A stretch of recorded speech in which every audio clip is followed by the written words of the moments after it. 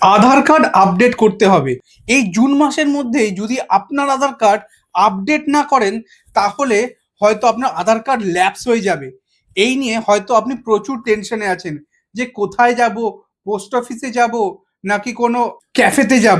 তাহলে বলে রাখি, আপনাকে প্রথমে জানতে হবে যে আদৌ আপনার আধার কার্ড আপডেটের প্রয়োজন আছে কিনা।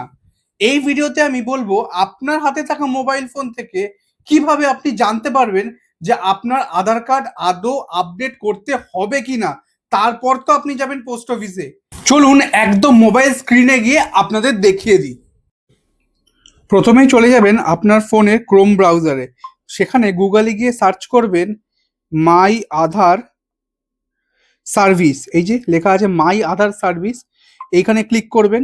আর তারপরে যে প্রথম ওয়েবসাইটটা আসবে, একটু ভালো করে দেখাই, আধার সার্ভিস এই রকম নামে, সেখানে ক্লিক করবেন।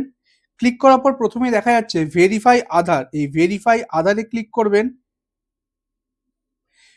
যেই ক্লিক করলেন একটা লগ ইনের অপশন আসছে, কোথাও লগ ইন করতে হবে না, একটু নিচের দিকে যাবেন,